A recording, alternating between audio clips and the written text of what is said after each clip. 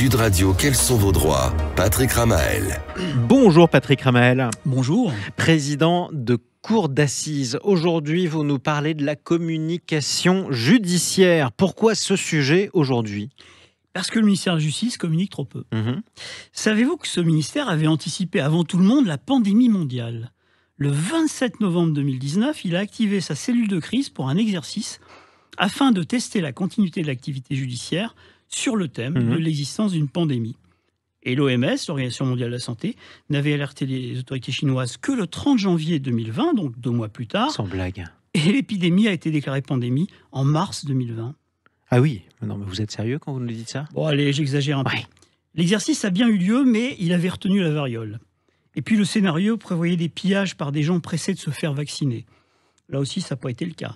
Les gens n'étaient pas pressés de se faire vacciner et les seuls pillages éventuels, ça concernait plutôt le papier toilette. Mais revenons à la communication externe judiciaire. Les choses sont simples. Dans une affaire judiciaire, la seule communication institutionnelle prévue par la loi est celle du procureur de la République. Et elle est limitée. La procédure au cours de l'enquête et de l'instruction est en effet secrète.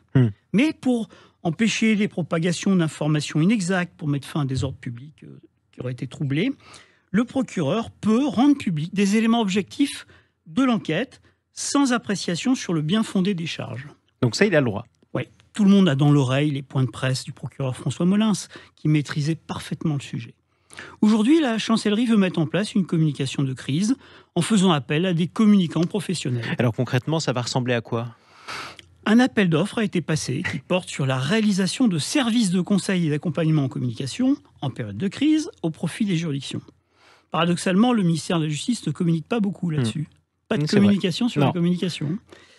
Pourtant, le coût du service est de 500 000 € par an. Pourquoi ce prix ? Pour ce prix, la société retenue doit réagir dans l'heure à la sollicitation d'un procureur et pendant 3 jours l'accompagner. En pleine communication de crise. Alors vous avez l'air quand même assez sceptique, Patrick Ramael. Oui, ça me paraît d'abord illégal. L'accès au dossier n'est pas possible. Je n'imagine pas non plus un communicant participer aux réunions du procureur avec les enquêteurs pour rédiger des communiqués ou préparer une conférence de presse. Donc quel intérêt ? Depuis des années, l'école de la magistrature prépare, avec des journalistes spécialisés, les procureurs et l'ensemble des magistrats d'ailleurs, à maîtriser ces questions de communication, la télé, la radio, la presse écrite, avec des exercices pratiques. La chancellerie, pour ne pas donner l'impression d'être dans l'illégalité, va parler d'une aide sur la forme, pas sur le fond, sauf que les deux sont liés.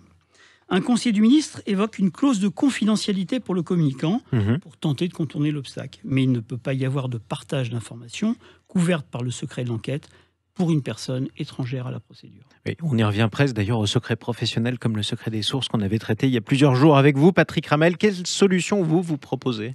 Eh bien, la solution, elle existe déjà. Dans chaque cour d'appel, il y a 2 magistrats délégués à la communication, un pour le siège, un pour le parquet, qui sont compétents pour toutes les juridictions du ressort. Dont c'est le métier. C'est le métier, ça remonte à 2003. Et puis, chaque parquet national spécialisé, le parquet national financier, le PNF, le parquet national antiterroriste, ont leurs communicants qui sont des magistrats au sein de ces juridictions. Effectivement. Merci beaucoup, Patrick Ramael. Merci, au revoir. Président de cour d'assises, à dimanche prochain, en compagnie de Laurence Garcia. Ce sera le jour de Noël d'ailleurs. Pour quels sont vos droits ?